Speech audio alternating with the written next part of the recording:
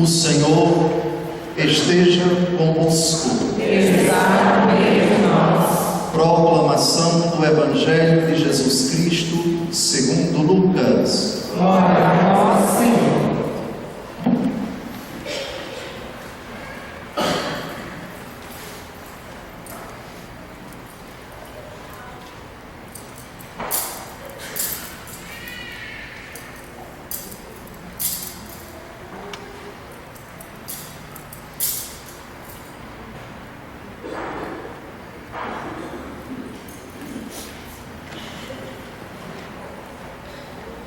Naqueles dias, Maria partiu para a região montanhosa, dirigindo-se apressadamente a uma cidade da Judeia.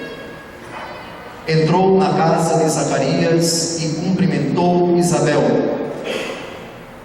Quando Isabel ouviu a saudação de Maria, a criança pulou no seu ventre. E Isabel ficou cheia do Espírito Santo. Com um grande grito exclamou: Bendita és tu entre as mulheres, e bendito é o fruto do teu ventre. Como posso merecer que a mãe do meu Senhor me venha visitar? Logo que a tua saudação chegou aos meus ouvidos, a criança pulou de alegria no meu ventre. Bem-aventurada aquela que acreditou, porque será cumprido o que o Senhor lhe prometeu. Então Maria disse: A minha alma engrandece o Senhor, e o meu espírito se alegra em Deus, meu Salvador, porque olhou para a humildade de sua serva. Doravante todas as gerações me chamarão bem-aventurada, porque o Todo-Poderoso fez grandes coisas em meu favor. O seu nome é santo, e sua misericórdia se estende de geração em geração a todos os que o respeitam. Ele mostrou a força de seu braço, dispersou os soberbos de coração, derrubou do trono os poderosos e elevou os humildes, encheu de bens os famintos e despediu os ricos de mãos vazias. Socorreu Israel, seu servo, lembrando-se de sua misericórdia, conforme prometera aos nossos pais, em favor de Abraão e de sua descendência para sempre. Maria ficou 3 meses com Isabel. Depois voltou para casa. Palavra da salvação. Glória a nós, Senhor.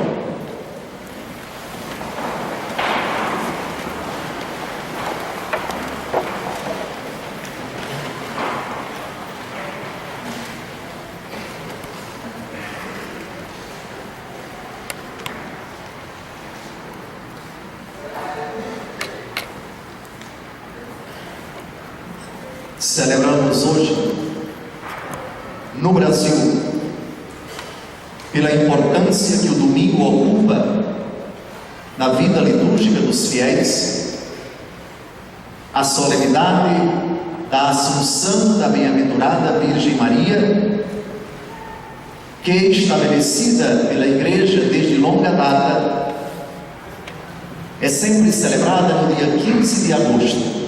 No Brasil, portanto, quando o dia 15 de agosto não cai no domingo, é celebrada esta solenidade no domingo seguinte, ao dia 15.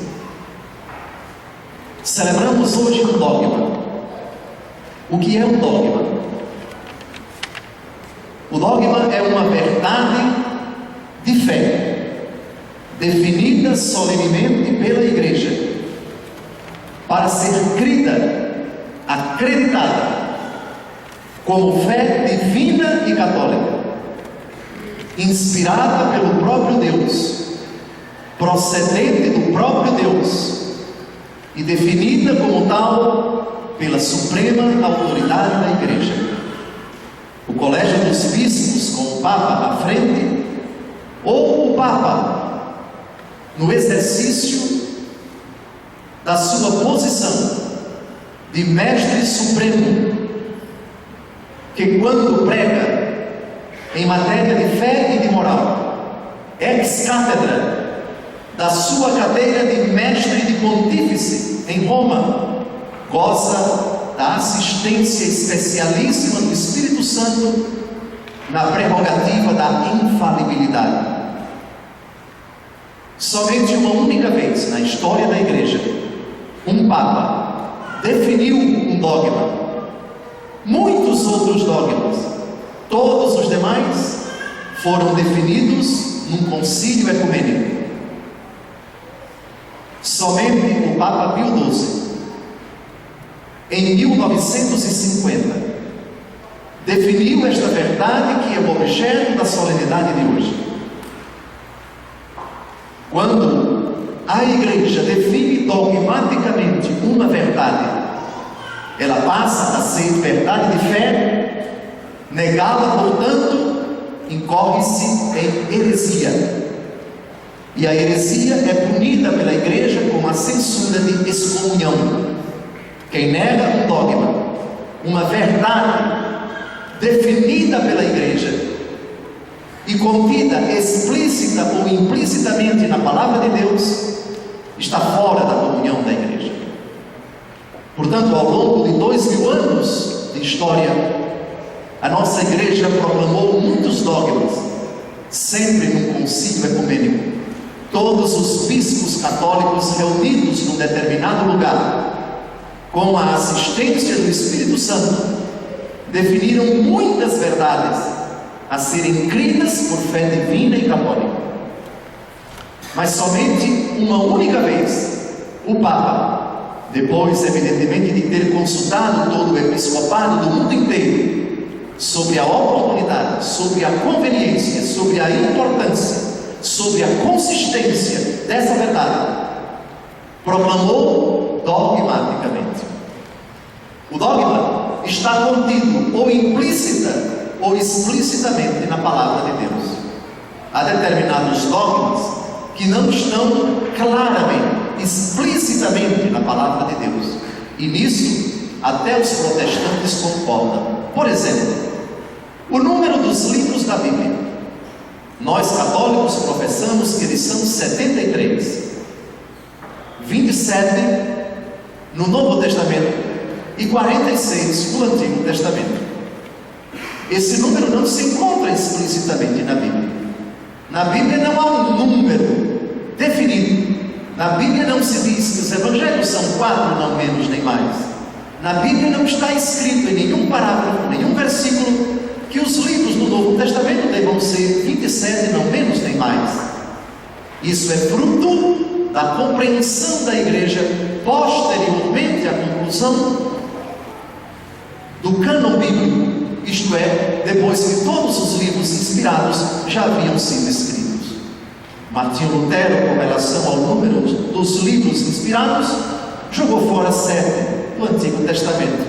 Usou critérios próprios na imitação dos judeus do século I da era cristã, mas isso é um outro assunto. A questão é: a Igreja definiu: quem vos ouve, a mim ouve; quem vos rejeita, a mim rejeita.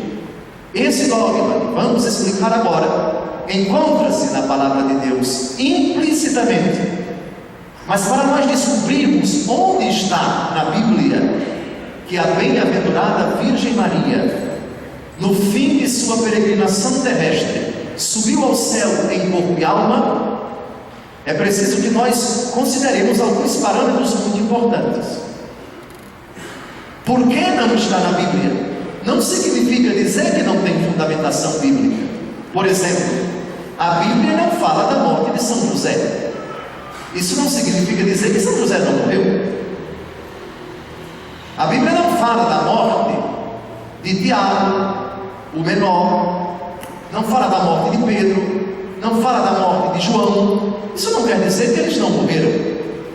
A Bíblia não contém todas as verdades verdades explicitamente, mas implicitamente. E essa é a questão desafiadora para o pregador no dia 15 de agosto ou no domingo seguinte, a Assunção da Virgem Maria. Como provar, como justificar na palavra de Deus, com premissas da Escritura, que a bem-aventurada Virgem Maria foi e é atualmente a única criatura que se encontra ressuscitada no céu.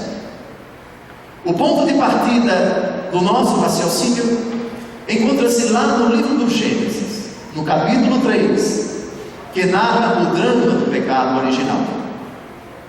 O Senhor Deus diz à serpente, que personifica o demônio que conseguiu enganar Adão e Eva, é a primeira advertência, é uma profecia. Ele diz para a serpente: porém inimizade entre ti e a mulher, entre a tua descendência e a dela. Tu lhe ferirás o calcanhar, ela por sua vez esmagará a tua cabeça. O Senhor Deus pela primeira vez promete a salvação à humanidade em termos misteriosos. Ora, a serpente é o demônio. Haverá doravante uma inimizade, uma incompatibilidade moral entre as duas linhagens, entre a descendência da serpente e a descendência da mulher. No início do Evangelho segundo João, não por acaso, Jesus, nas bodas de Caná, não chama sua mãe de mãe, nem de Maria, mas de mulher. Mulher, que há entre mim e ti? Mulher, que há entre mim e ti? Gravem essa frase de Jesus, porque entre a mulher e a serpente há inimizade, e entre a mulher e Jesus há intimidade, há proximidade, há identidade quase que genética. Sim, porque o sangue do Filho é todo, do ponto de vista do fator RH, é do tipo sanguíneo todo de Nossa Senhora, porque ele foi concebido no ventre da Virgem sem o concurso de varão, foi gerado no ventre da Virgem. E aqui já passamos para o Salmo 50, que diz: em pecado minha mãe me concebeu. Em pecado minha mãe me concebeu. É a regra, é a lei que se aplica a todos os seres humanos após o pecado. Romanos capítulo 5, versículo 12, eis os termos: assim como pela desobediência de um só homem o pecado entrou no mundo, e pelo pecado a morte, assim todos pecaram.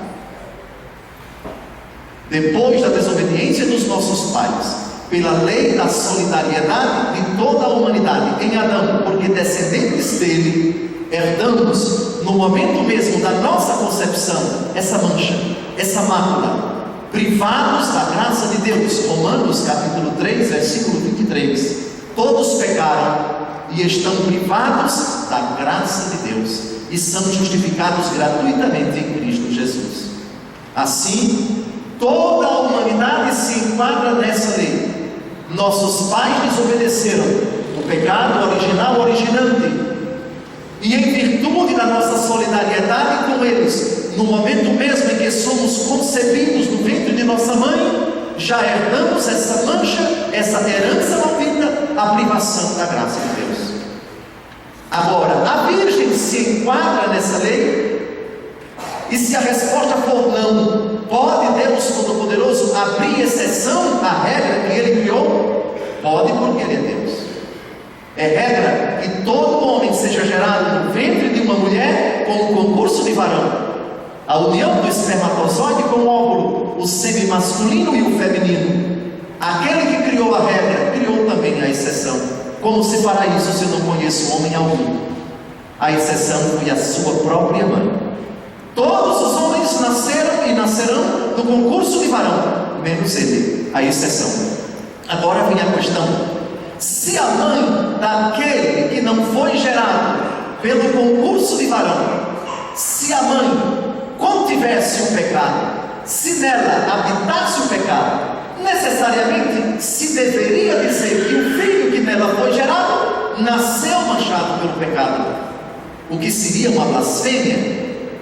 Tocar com a mácula da mãe significa respingar do próprio filho. Por isso, o dogma da Assunção da Virgem Maria só pode ser compreendido à luz do dogma da Imaculada Conceição. 8 de dezembro e 15 de agosto. O que é que nós celebramos no dia 8 de dezembro? Que é a bem-aventurada Virgem Maria, em previsão dos méritos de Cristo, no momento mesmo em que fora concebida no ventre de Ana, sua mãe, fora preservada da mácula primeira, e ao longo de toda a sua vida não conheceu nenhuma mancha. Esse é o sentido do dogma da Imaculada Conceição. Foi redimida, foi salva em previsão dos méritos de Cristo. O sangue de Cristo redimiu Maria, não depois que ela nasceu, mas no momento em que ela foi concebida, precisamente para que nela, mais na frente, o Verbo se fizesse carne. Ora, o Verbo é todo santo, não tem pecado. Logo, a mãe que vai abrigar, que vai acolher no seu ventre aquele que não tem pecado, não poderia conhecer o pecado.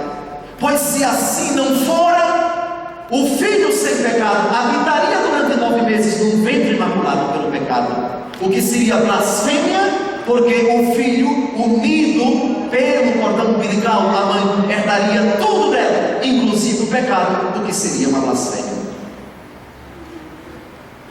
Ora, compreendido o mistério do dogma da Imaculada Conceição, 8 de dezembro de 1854, o Papa Pio IX, o Papa Pio XII, em 1950, catalisando, de certa forma definindo aquilo que já fora crido, celebrado, pensado, pregado, propugnado, anunciado, vivido pela Igreja durante séculos, definiu dogmaticamente esta verdade. Pois, já que o filho que não conheceu o pecado, depois de morto, o seu corpo não apodreceu, mas ressuscitou, vem então a pergunta: para onde foi o corpo daquela que, a exemplo do filho que não conheceu o pecado, também não teve pecado? Não seria oportuno acreditar, não seria lógico aceitar que o corpo daquela que não conheceu o pecado, cheia de graça, a frase do arcanjo Gabriel à Virgem: Ave cheia de graça, o Senhor é contigo, única criatura na Bíblia a quem é dirigida esta saudação, e cheia de graça na língua grega, que é caritomene. Não estamos diante de um receptáculo de muita graça e um pouquinho de pecado. Copo cheio de água, só tem água. Copo com muita água e um pouco de óleo, não é um copo cheio de água, tem muita água, mas um pouco de óleo. Cheia de graça, em ti só existe a graça, e se só existe a graça em ti não há pecado.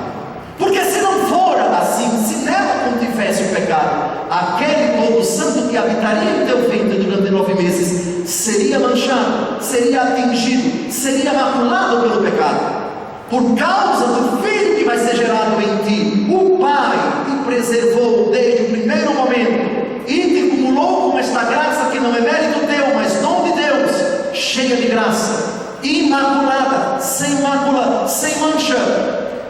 E de fato, ao longo de todos os 4 evangelhos, não se pode descobrir uma única fraqueza da Virgem Maria. Qualquer outra criatura na Bíblia, se analisarmos bem, ela cometeu pecados, todas. Maria não há protestante na face da terra que consiga descobrir uma única fraqueza, uma única imperfeição moral da bem-aventurada Virgem Maria. Pois bem, amados irmãos, é precisamente isso que nós celebramos. O raciocínio, à luz dessas premissas, desses textos bíblicos, é profundamente lógica, e a Igreja concebeu isso desde a sua primavera, desde a sua primeira idade. Há 3 testemunhos aqui que eu gostaria de citar, 3 santos, que disseram coisas fabulosas acerca da solenidade que estamos a celebrar. O primeiro deles é São João Damasceno. Damasceno porque ele nasceu em Damasco, capital da Síria, país em que infelizmente hoje está se desenvolvendo uma guerra terrível. país onde São Paulo se converteu no caminho para Damasco, foi lá que nosso Senhor Jesus Cristo tocou o coração do apóstolo Paulo. São João Damasceno foi bispo de Damasco. Escutem só o que ele diz: convinha que aquela que no parto manteve ilibada virgindade conservasse o corpo incorrupto mesmo depois da morte.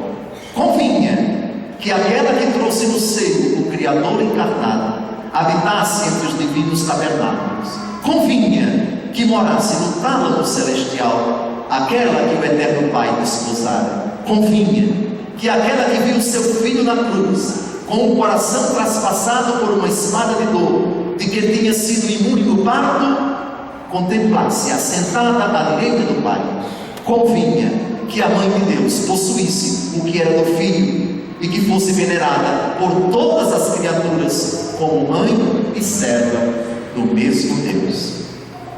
Pulemos agora a outro testemunho não menos solene de São Germano de Constantinopla, século VII. Constantinopla é a atual Istambul, que não é a capital da Turquia, mas é uma belíssima cidade daquele lindo país.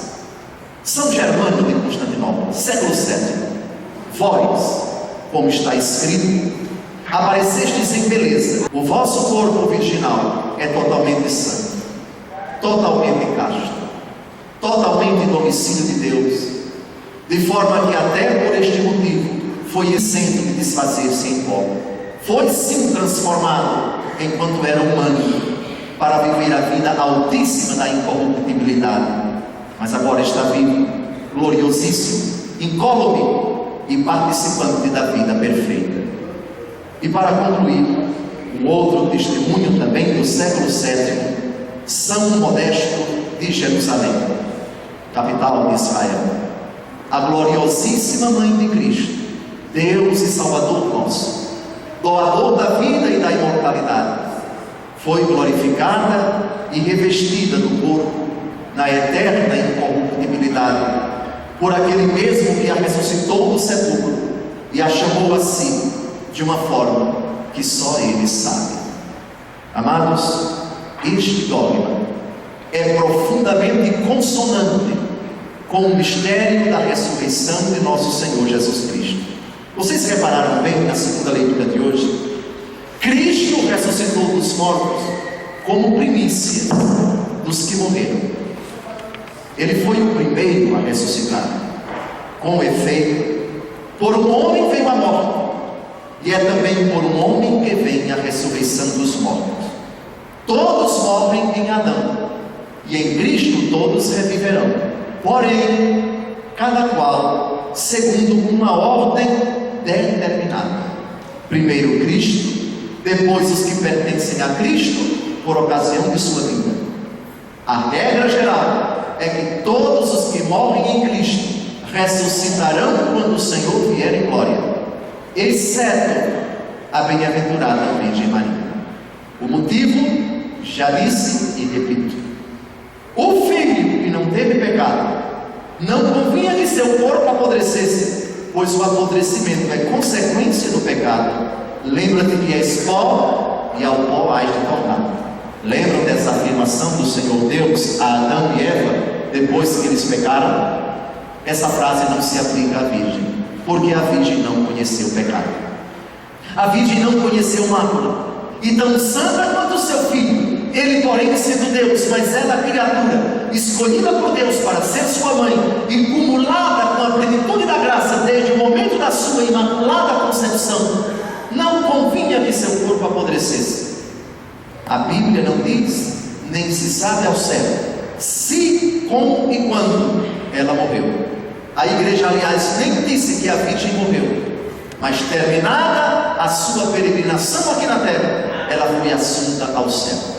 Há aqueles que acreditam que ela morreu, eu sou um deles, mas há também aqueles que julgam que ela passou, transitou, teve, portanto, um fim de sua peregrinação, não tocado pela morte, mas naquele momento, por uma graça de Deus, foi gloriosamente assunta, elevada ao céu pelo poder da Trindade Santíssima. Pois bem, amados, o último inimigo a ser destruído é a morte. Na Virgem já foi completamente destruída essa incrível realidade. Olhando para a Virgem, que conforme o salmo que acabamos de ouvir cantando, escutai, minha filha, olhai e ouvi isto, entre cantos e festas e com grande alegria, tuas companheiras contigo ingressam no palácio real, tu que estás ornada de grande beleza, tu que estás revestida com tão grande glória, todas as filhas de reis que vêm ao teu encontro, tu que estás com veste resplendente de ouro de Ofir, a igreja contempla em ti aquilo que é a sua meta, o destino de todos nós, a vitória definitiva na alma e no corpo, única realidade que até agora se encontra plenamente nela, isso que aguardamos, a gloriosa manifestação dos filhos de Deus, quando veremos o Senhor tal qual Ele é, quando desfrutaremos no nosso corpo e na nossa alma da felicidade preparada para os eleitos, vislumbramos na Virgem o termo de nossa meta, o fim da nossa peregrinação, aquilo que esperamos um dia ser, aquilo que nós aguardamos com tanta expectativa. Na primeira leitura que nós acabamos de ouvir, vocês certamente, alguns pelo menos, devem ter ficado assustados com essa cena dramática narrada pelo Apocalipse de São João no seu capítulo 12.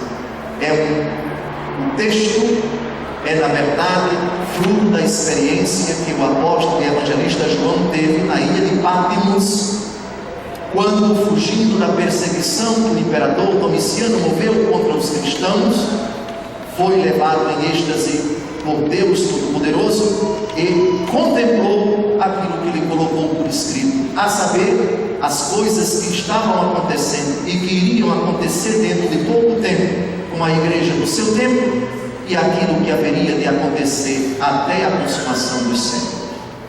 O capítulo 12 narra o templo de Deus que aparece no céu, aparece a arca da aliança e um grande sinal. Uma mulher vestida de sol, tendo a lua debaixo dos pés, e sobre a cabeça uma coroa de 12 estrelas. A igreja unanimemente vê nessa mulher a igreja, e o filho que está no seu ventre, ela que está prestes a dar à luz, é Jesus. A igreja é a mãe que gera Cristo em nós e nos gera em Cristo Jesus. Essa mulher resplendente como o céu, a sua cabeça está circundada por 12 estrelas. 12 é o número das tribos de Israel, que é a antiga aliança nele representada. As 12 tribos de Israel deram lugar aos 12 apóstolos. Jesus chamou 12 apóstolos para estarem consigo, para significar que a igreja é o novo povo de Deus, está na linha da continuidade da antiga aliança que Deus, antes da encarnação de Cristo, celebrou com Israel. Esta mulher, portanto, é a igreja, 12 estrelas, 12 tribos de Israel, os 12 apóstolos. A lua debaixo dos pés, e ela está vestida de sol. Como é que se explica essa imagem? Qual é o simbolismo dessas palavras? Quem confere no livro do Cântico dos Cânticos, capítulo 6, versículo 10, lê a seguinte frase: quem é esta que avança como a aurora, temível como o exército em ordem de batalha, brilhante como o sol e como a lua, mostrando o caminho aos seus filhos, com bandeiras defraudadas? O Cântico dos Cânticos representa, significa a relação primeiro de um homem com uma mulher, mas misticamente, mas também na tipologia representa a relação de Deus com o seu povo. Antigo Testamento, Israel e Javé. Novo Testamento, a igreja e Cristo Jesus, que estabeleceu com ela uma nova e eterna aliança no seu sangue. Assim, esta mulher, brilhante como o sol, tendo a lua debaixo dos pés, evoca a glória da igreja, que participa da felicidade sem fim e já foi salva, já foi redimida pelo sangue do seu esposo, que a santificou, que a purificou e que pela sua ressurreição e entrada na glória do Pai a fez participar dessa felicidade. Felicidade que já é uma realidade plena nos irmãos que se encontram no céu e que em nós já é uma realidade pelo batismo, mas ainda não atingimos essa segunda ressurreição, que é a ressurreição da carne. Portanto, o brilho da roupa desta mulher é o brilho da glória do Cristo ressuscitado que refulge na igreja. Brilhe a vossa luz diante dos homens, para que vendo vossas boas obras glorifiquem o Pai que está nos céus. A lua significa o brilho secundário, o brilho criatural, o brilho que não é o brilho autêntico.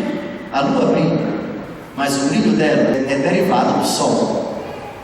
A lua está debaixo dos pés desta mulher. É ela quem brilha, é o rosto dela quem figura, é a roupa dela que é resplandecente, como diz o Salmo 44, a mostrar que toda a criatura há de se dobrar, há de se inclinar, há de reverenciar aquele que é o autor, que é a causa do brilho da roupa da mulher, para que ao nome de Jesus nosso Senhor se dobre reverente no céu e na terra, nos abismos, e toda língua professe para a glória do Pai: Jesus Cristo é o Senhor. Esse é o sentido desta lua debaixo dos pés desta mulher revestida de sol. Agora aparece também um outro sinal no céu: um grande dragão, cor de fogo, com 7 cabeças, 10 chifres, e sobre as cabeças 7 coroas. Nós sabemos que este dragão é o demônio. Este dragão é o inimigo da mulher, do filho da mulher, e o inimigo da descendência da mulher. A cor de fogo é significativa, é a cor do sangue, o sangue que derramado possibilita a morte. Esta mulher vai sofrer, a perseguição vai acontecer. Na verdade, quando essa visão aconteceu, já estava em andamento. Domiciano, o imperador romano da época em que esse livro foi escrito, moveu uma perseguição em todo o Império Romano contra os cristãos. Ele estava a serviço do dragão, foi instrumento do demônio para perseguir os discípulos de Cristo. Agora expliquemos as 7 cabeças. Todos vocês sabem que a cabeça é o lugar onde se coloca a coroa. É, portanto, sinal do poder, porque a cabeça é a sede da inteligência. Ali se pensa, ali se decide, ali se maquina, ali se perpetra, ali se estuda, ali se ordena: persigam, matem, prendam. 7 cabeças. Uma coisa espantosa: o número 7 é sinal da plenitude, da totalidade. O Império Romano era, de fato, um império extremamente arrogante, inteligente. Lembrem-se que o Império Romano nessa época ainda não tinha atingido a sua máxima glória. Será em Marco Aurélio, 100 e tantos anos depois de nosso Senhor Jesus Cristo, que esse império, que dominou toda a Europa, norte da África, Oriente Médio e Próximo, até chegando perto da China. Que império grandioso! Os imperadores romanos eram pessoas muito inteligentes. Os seus generais eram pessoas extremamente treinadas, extremamente experimentadas na arte de guerrear, de defender, de atacar, de dominar, de subjugar os povos e anexar os seus territórios ao império. Pois bem, 7 cabeças, 7 número da plenitude. É um império extremamente inteligente. 10 chifres. 10 é 7 mais 3. Se 7 é o número da plenitude, 3 é o número da perfeição. 7 mais 3, 10. O chifre evoca o quê? Quais são os animais que têm chifre? São aqueles animais que Deus Todo-Poderoso colocou na sua constituição física a capacidade de se defender e de atacar. Não tem outra finalidade o chifre para o animal, senão apontar e atacar a vítima para matar. O chifre, portanto, significa o poder. Cabeça 7, chifre 10. Poder extremamente inteligente e tremendamente forte. Esse é o sentido das 7 cabeças e dos 10 chifres. E sobre as cabeças, 7 coroas. Quem conhece Roma sabe, Roma é uma cidade que tem 7 montes. 7 montes. A sede do império tem 7 colinas, as 7 coroas, as 7 cabeças, os 10 chifres. Tudo muito cifrado. A sede do império extremamente inteligente, 7 cabeças, tremendamente forte, 10 chifres, é a cidade das 7 colinas, 7 coroas. E com a cauda varria a terça parte das estrelas do céu. Não é o demônio, é a cauda dele. Não é o demônio em pessoa, porque ele é espírito puro, é aquele que está a seu serviço. Terça parte das estrelas do céu. Isso nos faz lembrar exatamente o que vem logo depois do capítulo 12. Uma luta que foi travada com São Miguel e seus seguidores e seus subordinados e o demônio. E já não houve lugar no céu para eles. Essas estrelas se referem à capacidade do demônio, de Lúcifer, do diabo, de Satanás, de enganar, de seduzir também os anjos bons e trazê-los consigo.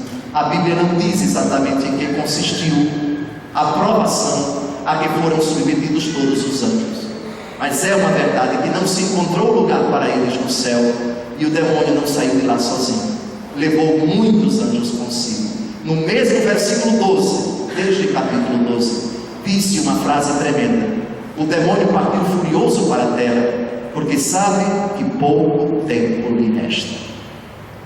Trata-se, portanto, de uma luta que não é contra a carne nem contra o sangue, mas contra os poderes deste mundo tenebroso, contra as potestades que pairam nos ares. Pois bem, o dragão para diante da mulher que está para dar à luz, pronto para devorar o seu filho logo que nascesse. O demônio está à espreita.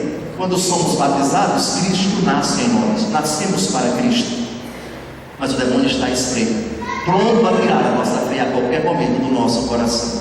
Ninguém, portanto, subestime Satanás, que é astucioso, que é muito inteligente e que sabe tirar aos poucos Jesus do nosso coração. Tira a vontade de rezar, tira a vontade de ir à missa, tira a vontade de se confessar, tira a vontade de ler a palavra de Deus, tira a motivação para fazer o que agrada a Deus, e com o tempo a pessoa está completamente desprovida e despreparada, vazia, para o demônio então se apresentar e preencher o espaço que era de Jesus.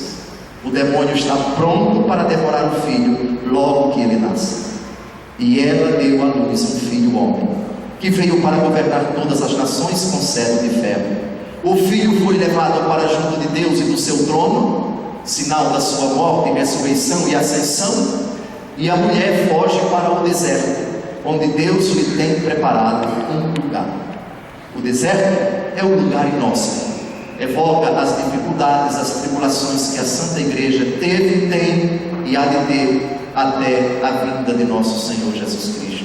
Amados, olhemos agora para a bem-aventurada Virgem Maria, a inimiga por excelência de Satanás. Se existe uma criatura que ele odeia, é ela, por um motivo. Entre ela e o demônio nunca houve em nenhum segundo de sua aventura terrena nada em comum. O demônio não a tocou, não a seduziu, não a subjugou. Eis porque quem se recorre a Maria, eis porque quem se coloca debaixo dos seus auspícios, sabe que é protegido por ela. Rezem a Virgem Maria sempre. Ó gloriosa Mãe de Deus, tu em quem o demônio não teve lugar, não teve espaço, em nenhum instante, protege-me, a mim e aos meus, livra-me dos perigos, fortalece-me nas tentações, cobre-me com o teu manto, ajuda-me também a intercessão de Miguel. Não por acaso São Miguel e Nossa Senhora são citados no único capítulo, esse capítulo 12 do Evangelho que nós acabamos de ouvir.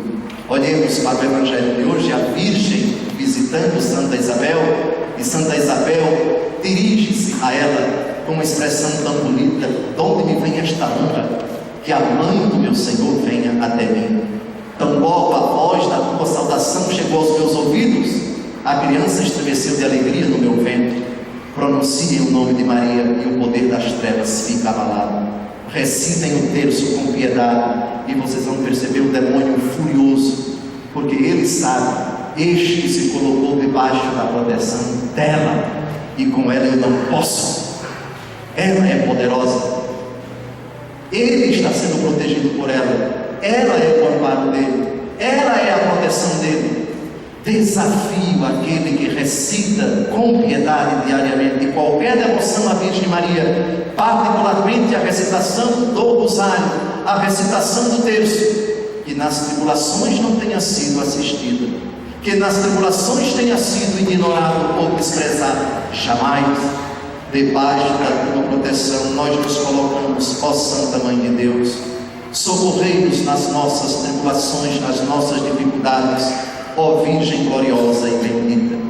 E termino, amados irmãos, esta homilia nesse domingo tão significativo para nós, lendo a parte de definição dogmática do Papa Pio XII, da sua bula Munificentíssimos Deus, do Papa Pio XII, portanto, 1º de novembro de 1950. Estamos a quase 100 anos desta definição dogmática.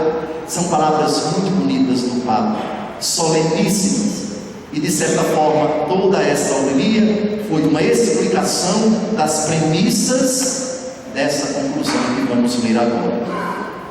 Depois de termos dirigido a Deus repetidas súplicas e de termos invocado a paz do Espírito de verdade para a glória de Deus onipotente, que a Virgem Maria concedeu a sua especial benevolência para a honra do seu Filho, Rei imortal dos séculos e triunfador do pecado e da morte, para aumento da glória da sua augusta Mãe e para gozo e júbilo de toda a Igreja, com a autoridade de nosso Senhor Jesus Cristo, dos bem-aventurados apóstolos São Pedro e São Paulo, e com a nossa, pronunciamos, declaramos e definimos ser dogma divinamente revelado, que a Imaculada Mãe de Deus, a sempre Virgem Maria, terminado o curso da vida terrestre, foi assunta em corpo e alma à glória celestial.